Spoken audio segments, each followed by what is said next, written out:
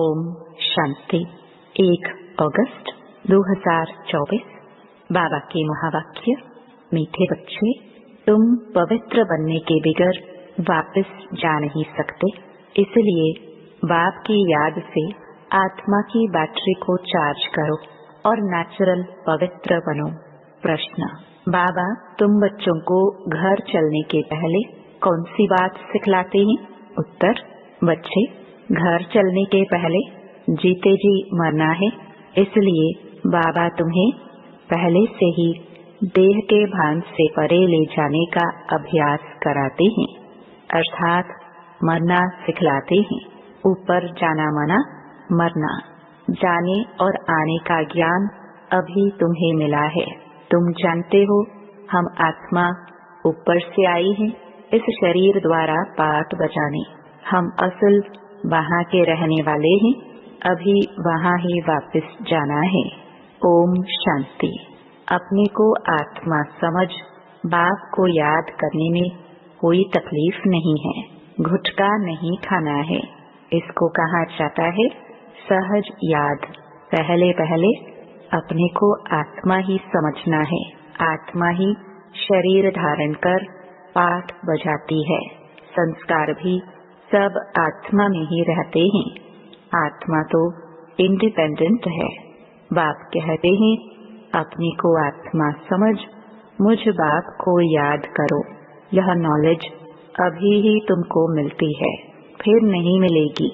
तुम्हारा यह शांत में बैठना दुनिया नहीं जानती। इसको कहा जाता है नेचुरल शांति। हम आत्मा ऊपर से आई हैं इस शरीर द्वारा पाठ बजाने। हम आत्मा असल वहाँ के रहने वाले हैं। यह बुद्धि में ज्ञान है, बाकी इसमें हठयोग की कोई बात नहीं, बिल्कुल सहज है। अभी हम आत्माओं को घर जाना है, परंतु पवित्र बनने बगैर जा नहीं सकते। पवित्र होने के लिए परमात्मा बाप को याद करना है। याद करते करते पाप मिट जाएंगे। तकलीफ की तो कोई बात ही नहीं। तुम पैदल करने जाते हो तो बाप की याद में रहो। अभी ही याद से पवित्र बन सकते हो। वहाँ वह तो है पवित्र दुनिया। वहाँ उस पावन दुनिया में इस ज्ञान की कोई दरकार नहीं रहती, क्योंकि वहाँ कोई विकर्म होता नहीं। यहाँ याद से विकर्म विनाश करने हैं। वहाँ तो तुम नेचुरल चलते हो, जैसे यहाँ चलते हो, फिर थोड़ा थोड़ा नीचे उतरते हो।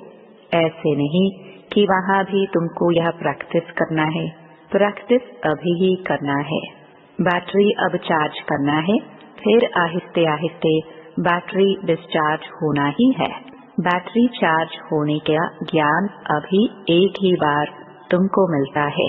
सतो प्रधान से तमो प्रधान बनने में तुमको कितना समय लग जाता है। शुरू से लेकर कुछ न कुछ बैटरी कम होती जाती है। मूल वतन में तो है ही आत्माएं, शरीर तो है नहीं, तो नेचुरल उतरने अर्थात बैटरी कम होने की बात ही नहीं। मोटर जब चलेगी तब तो बैटरी कम होती जाएगी। मोटर खड़ी होगी तो बैटरी थोड़ी चालू होगी। मोटर जब चले तब बैटरी चालू होगी। भल मोटर में बैटरी चार्ज होती रहती है, लेकिन तुम्हारी बैटरी एक ही बार इस समय चार्ज होती है। तुम फिर जब यहाँ शरीर से कर्म करते हो, फिर थोड़ी बैटरी कम होती जाती है। पहले तो समझाना है कि वह है सुप्रीम फादर, जिसको सब आत्माएं याद करती हैं। हे भगवान कहते हैं, वह बाप है, हम बच्चे हैं। यहाँ तुम बच्चों को समझाया जाता है बैटरी कैसे चार्ज करनी है। भल घूमो फिरो, बाप को याद करो तो सतो प्रधान बन जाएंगे। कोई भी बात न समझो तो पूछ सकते हो, है बिल्कुल सहज। 5000 वर्ष बाद हमारी बैटरी डिस्चार्ज हो जाती है। बाप आकर सबकी बैटरी चार्ज कर देते हैं। विनाश के समय सब ईश्वर को याद करते हैं। समझो, भाड़ हुई तो भी जो भक्त होंगे वह भगवान को ही याद करेंगे, परंतु उस समय भगवान की याद आ नहीं सकती। मित्र संबंधी धन दौलत ही याद आ जाता है। भल हे भगवान कहते हैं, परंतु वह भी कहने मात्र। भगवान बाप है, हम उनके बच्चे हैं, यह तो जानते ही नहीं। उनको सर्वव्यापी का उल्टा ज्ञान मिलता है। बाप आकर सुलटा ज्ञान देते हैं। भक्ति की डिपार्टमेंट ही अलग है।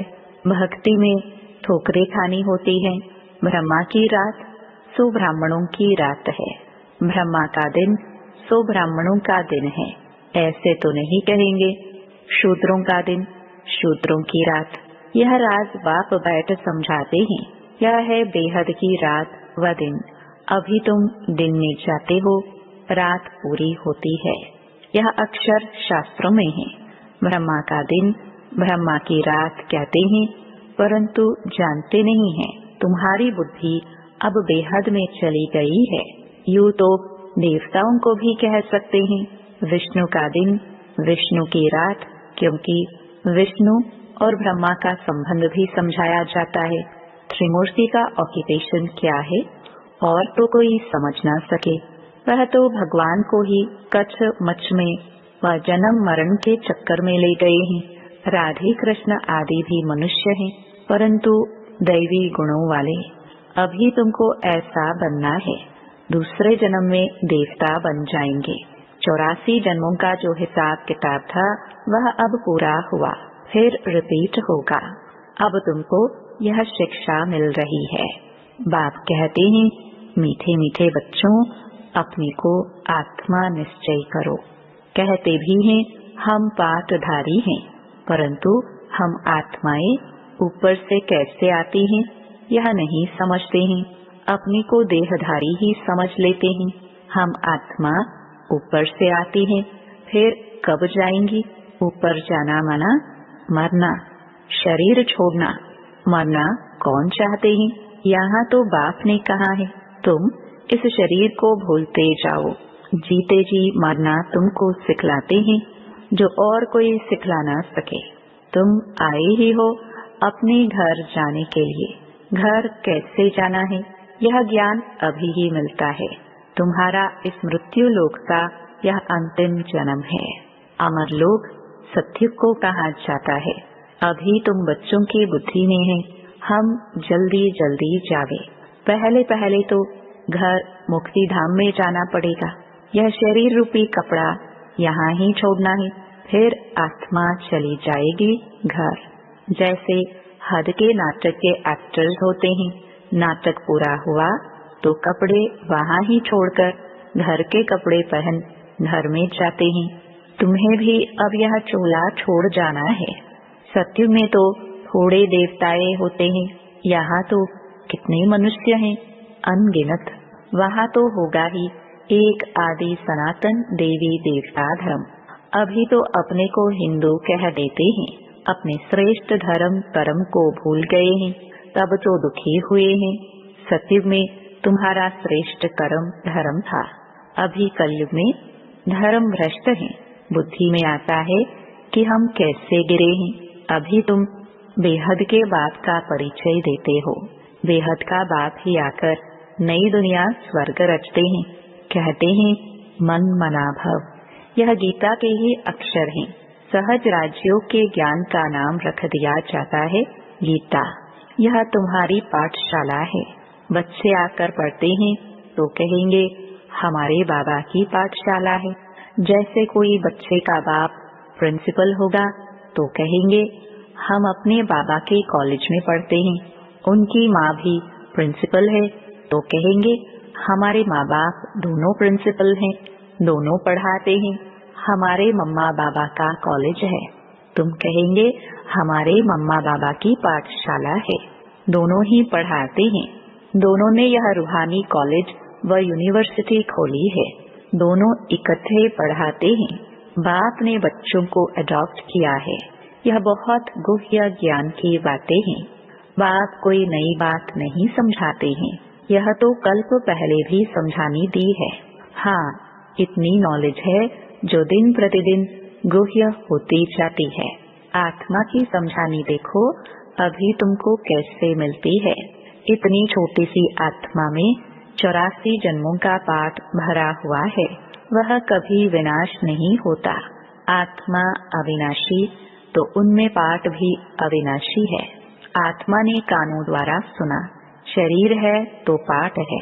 शरीर से आत्मा अलग हो जाती है तो जवाब नहीं मिलता। अभी बाप कहते हैं, बच्चे तुमको वापस घर चलना है। यह पुरुषोत्तम युग जब आता है तब ही वापस जाना होता है। इसमें पवित्रता ही मुख्य चाहिए। शांति धाम में तो पवित्र आत्माएं ही रहती हैं। शांति धाम और सुख धाम दोनों ही पवित्र धाम हैं। वहाँ शरीर है नहीं, आत्मा पवित्र है।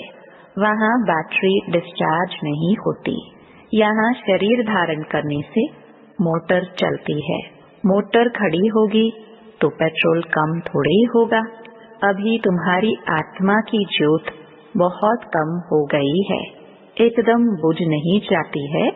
जब कोई मरता है तो दीवा जलाते हैं, फिर उसकी बहुत संभाल रखते हैं कि बुझ न जाए।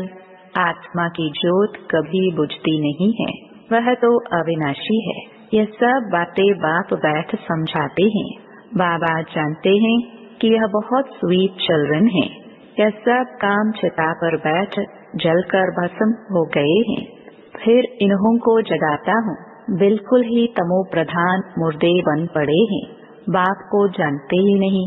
मनुष्य कोई काम के नहीं रहे हैं। मनुष्य की मिट्टी कोई काम की नहीं रहती है। ऐसे नहीं कि बड़े आदमी की मिट्टी कोई काम की है, गरीबों की नहीं। मिट्टी तो मिट्टी में मिल जाती है। फिर भल कोई भी हो, कोई जलाते हैं, कोई कब्र में बंद कर देते हैं। पारसी लोग कुएं पर रख देते हैं, फिर पंछी मांस खा लेते हैं, फिर हड्डियां जाकर नीचे पड़ते हैं, वह फिर भी काम आती है। दुनिया में तो ढेर मनुष्य मरते हैं। अभी तुमको तो आपे ही शरीर छोड़ना है। तुम यहाँ आए ही हो शरीर छोड़कर वापस घर जाने, अर्थात मरने। तुम खुशी से जाते हो कि हम जीवन मुक्ति में जाएंगे। जिन्होंने जो पाठ बजाया है अंत तक वही बजाएंगे। बाप पुरुषार्थ कराते रहेंगे, साक्षी हो देखते रहेंगे। यह तो समझ की बात है, इसमें डरने की कोई बात नहीं है। हम स्वर्ग में जाने के लिए खुद ही पुरुषार्थ कर शरीर छोड़ देते हैं। बाप को ही याद करते रहना है तो अंतमति सोगति हो जाए। इसमें मेहनत है, हर एक पढ़ाई में मेहनत है। भगवान को आकर पढ़ाना पड़ता है। जरूर पढ़ाई बड़ी होगी, इसमें दैवी गुण भी चाहिए। यह लक्ष्मी नारायण बनना है ना। यह सतयुग में थे, अब फिर तुम सतयुगी देवता बनने आए हो। एम ऑब्जेक्ट कितनी सहज है, त्रिमूर्ति में क्लियर है। यह ब्रह्मा विष्णु शंकर आदि के चित्र न हो तो हम समझा कैसे सकते। ब्रह्मा सो विष्णु, विष्णु सो ब्रह्मा। ब्रह्मा की 8 भुजा 100 भुजा दिखाते हैं, क्योंकि ब्रह्मा के कितने ढेर बच्चे होते हैं तो उन्होंने फिर वह चित्र बना दिया है। बाकी मनुष्य कोई इतनी बुझाओं वाला होता थोड़े है। रावण 10 शीश का भी अर्थ है, ऐसा मनुष्य होता नहीं। यह बात ही बैठ समझाते हैं। मनुष्य तो कुछ भी जानते नहीं। यह भी खेल है। यह कोई को पता नहीं है कि यह कब से शुरू हुआ है। परंपरा कह देते हैं, अरे वह भी कब से। तो मीठे मीठे बच्चों को बाप पढ़ाते हैं। वह टीचर भी है तो गुरु भी है, तो बच्चों को कितनी खुशी होनी चाहिए। यह म्यूजियम आदि किसके डायरेक्शन से खोलते हैं? यहाँ है ही माँ बाप और बच्चे, ढेर बच्चे हैं, डायरेक्शन पर खोलते रहते हैं। लोग कहते हैं, तुम कहते हो भगवान वाच, तो रथ द्वारा हमको भगवान का साक्षात्कार कराओ। अरे तुमने आत्मा का साक्षात्कार किया है? इतनी छोटी सी बिंदु का साक्षात्कार तुम क्या कर सकेंगे? जरूरत ही नहीं है। यह तो आत्मा को जानना होता है। आत्मा भ्रकटी के बीच रहती है, जिसके आधार पर ही इतना बड़ा शरीर चलता है। अभी तुम्हारे पास ना लाइट का ना रतन जड़ित ताज है। दोनों ताज लेने के लिए फिर से तुम पुरुषार्थ कर रहे हो, कल्प कल्प तुम बाप से वर्षा लेते हो। बाबा पूछते हैं आगे कब मिले हो, तो कहते हैं हाँ बाबा, कल्प कल्प मिलते आए हैं। क्यों? यह लक्ष्मी नारायण बनने के लिए। यह सभी एक ही बात बोलेंगे। बाप कहते हैं अच्छा, शुभ बोलते हो, अब पुरुषार्थ करो। सब तो नर से नारायण नहीं बनेंगे, प्रजा भी तो चाहिए।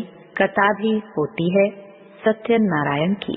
वो लोग कथा सुनाते हैं, परंतु बुद्धि में कुछ भी नहीं आता। तुम बच्चे समझते हो वह है शांति धाम, निराकारी दुनिया। फिर वहाँ से जाएंगे सुख धाम। सुख धाम में ले जाने वाला एक ही बाप है। तुम कोई को समझाओ, बोलो अभी वापस घर जाएंगे। आत्मा को अपने घर तो अशरीरी बाप ही ले जाएंगे। अभी बाप आए हैं, उनको जानते नहीं। बाप कहते हैं मैं जिस तन में आया हूँ उनको भी नहीं जानते। रथ भी तो है ना, हर एक रथ में आत्मा प्रवेश करती है। सबकी आत्मा भ्रकटी के बीच रहती है। बाप आकर भ्रकटी के बीच में बैठेगा। समझाते तो बहुत सहज हैं, पतित पावन तो एक ही बाप है। बाप के सब बच्चे एक समान हैं। उनमें हर एक का अपना अपना पाठ है। इसमें कोई इंटरफियर नहीं कर सकता। अच्छा, मीठे मीठे सिखिलदे बच्चों प्रति माता पिता बाप दादा का याद प्यार और गुड मॉर्निंग। रूहानी बाप की रूहानी बच्चों को नमस्ते। धारणा के लिए मुख्य सार। पहला, इस शरीर रूपी कपड़े से ममत्व निकाल जीते जी मरना है, अर्थात अपने सब पुराने हिसाब किताब चुकतो करने हैं। दूसरा, डबल ताजधारी बनने के लिए पढ़ाई की मेहनत करनी है, दैवी गुण धारण करने हैं। जैसा लक्ष्य है, शुभ बोल है, ऐसा पुरुषार्थ करना है। वरदान, अकल्याण के संकल्प को समाप्त कर अपकारियों पर उपकार करने वाले ज्ञानी तो आत्मा भव। कोई रोज आपकी ग्लानि करे, अकल्याण करे, गाली दे, तो भी उसके प्रति मन में घृणा भाव न आए। अपकारी पर भी उपकार, यही ज्ञानी तो आत्मा का कर्तव्य है। जैसे आप बच्चों ने बाप को 63 जन्म गाली दी, फिर भी बाप ने कल्याणकारी दृष्टि से देखा, तो फॉलो फादर। ज्ञानी तो आत्मा का अर्थ ही है सर्व के प्रति कल्याण की भावना। अकल्याण संकल्प मात्र भी नहीं हो। स्लोगन, मन मनाभव की स्थिति में स्थित रहो तो औरों के मन के भावों को जान जाएंगे। ओम शांति।